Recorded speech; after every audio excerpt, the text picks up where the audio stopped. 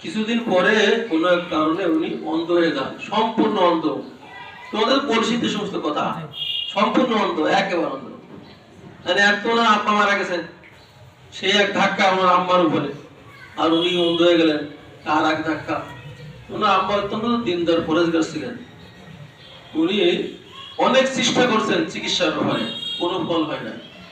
শেষে উনি আর একটা কাজ করতেন, আল্লাহর কাছে দোয়া করতেন, খুব কান্নাকাটি করে দোয়া করতেন। দোয়া করতে করতে এক ডাক্তারের স্বপ্নে দেখেন হযরত ইব্রাহিম আলাইহিস সালামকে। ইব্রাহিম সাহেব বলেছে, তোমার দোয়া আল্লাহ কবুল করেছে, তোমার সন্তানের দৃষ্টি শক্তি আল্লাহ তাআলা ফিরিয়ে দিয়েছেন। সকালে দেখেন যে একেবারে 16 আনা সুস্থ, মনে আছে না যে ওনার চোখে সমস্যা নেই। আর কি পরিমাণ দৃষ্টি শক্তি আল্লাহ দান করছেন, এই চাঁদের আলোতে, চন্দ্রের আলোতে উনি কিতাব লিখছেন। এত প্রকার দৃষ্টি শক্তি আল্লাহ তাআলা দান করছেন। তো 5 বছর বয়সে ওনাকে মক্তবে ভর্তি করা হয়। 5 বছর মক্তবে পড়ে পরে 10 বছর বয়সে উনি মক্তব থেকে ফারিগ হয়ে যান। এখনকার মক্তব আর ওই মক্তব এক না, কিন্তু 5 বছর মক্তব কি করছেন, ওই মক্তব পড়ে উনি হাদিসের দর্শন শুরু করেছেন, হাদিস পড়া শুরু করেছেন। সেই সময় মক্তব আলাদা ধরনের ছিল। তো ওই 10 বছরে উনি ফারিগ হয়ে যান, কিন্তু ওই মক্তবে থাকাকালীন ওনার অন্তরে হাদিস মুখস্থ করার একটা আগ্রহ পয়দা সৃষ্টি হয়, আগ্রহ। এই জন্য যেখানে কোন হাদিস শুনলে ওটা সাথে সাথে মুখস্থ করে ফেলতেন। স্মরণ শক্তি ছিল অত্যন্ত প্রখর, ওই মুখস্থ করে ফেলতেন।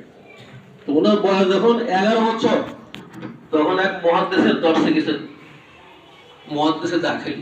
ওই সময় সব থেকে বেশি ছাত্র ওনার দর্শে শরীক হতো। ওই জায়গায় উনি একদিন গেছেন, তো ওই গেলে মুহাদ্দিসে পড়াচ্ছেন। সেও তো কিতাব না, ওই খাতা দিয়ে পড়াতেন অথবা মুখস্থ করতেন, ছেলেরা লিখে লিখে নিত। এই হলো লেখাপড়ার দস্তু ছিল তখন।